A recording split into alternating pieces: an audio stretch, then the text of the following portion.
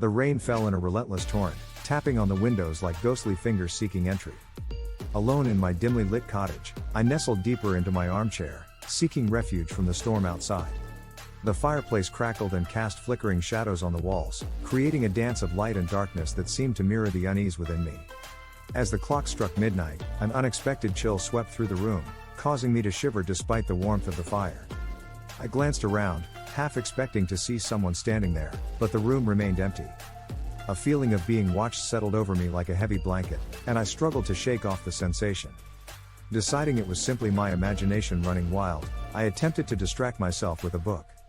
However, the words on the page seemed to blur together, and my thoughts kept drifting back to the eerie presence that had filled the room moments before. A sudden knock at the door made my heart skip a beat. I looked towards the entrance, and my breath caught in my throat. The knocking continued, slow and deliberate, each rap echoing through the room like a warning. Gathering my courage, I approached the door, my hand hesitating over the handle. With a deep breath, I swung the door open, expecting to find a lost traveler seeking shelter from the storm. To my surprise, there was no one there, only the swirling rain and darkness. Confused and slightly unnerved, I was about to close the door when a whisper brushed against my ear. "Help me." The voice was faint, almost drowned out by the sound of raindrops pelting the ground. My heart raced as I scanned the darkness, trying to locate the source of the plea. But there was nothing, no one to be seen. "Who's there?" I called out, my voice quivering. Silence greeted my words, broken only by the sound of the rain.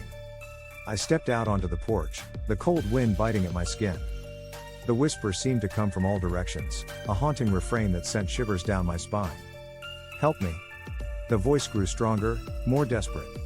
It was as though the very air around me was carrying the words, a plea from a presence unseen. Panic clawed at the edges of my mind, and I retreated back into the safety of the cottage, slamming the door shut behind me. I paced the room, my thoughts racing. Who was calling out to me? Was it a lost soul, trapped between the realms of the living and the dead? The storm outside raged on, the rain pounding against the windows as though trying to break through the barrier between me and whatever lingered beyond. As the night wore on, the whispers grew louder, filling the room with an eerie chorus of pleas. "Help me," they repeated, a cacophony of desperation that echoed in my ears. The walls seemed to close in around me, and I could feel the weight of a presence pressing down on my chest. In a desperate attempt to silence the voices, I lit every candle I could find, bathing the room in a warm, flickering glow. But the whispers persisted, seeming to merge together into an indistinct chant that reverberated through the air. "Help me." Tears welled up in my eyes as the relentless whispers continued, a relentless barrage that threatened to consume me. I sank to my knees, my hands covering my ears in a futile attempt to block out the haunting voices. And then, just as suddenly as they had begun, the whispers ceased. The room fell into a heavy silence, broken only by the crackling of the fire and the distant rumble of thunder. I sat there, trembling and breathless, my heart still pounding in my chest. As the first light of dawn broke through the windows, the storm began to subside. The rain lessened to a gentle drizzle, and the oppressive atmosphere that had hung over the room slowly lifted.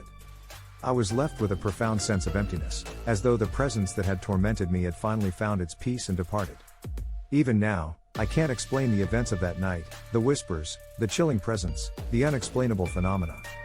But one thing is certain, I will never forget the silent visitor that haunted my cottage during that fateful storm, forever leaving me with an unsettling reminder that sometimes, the boundaries between the living and the dead are not as defined as we believe.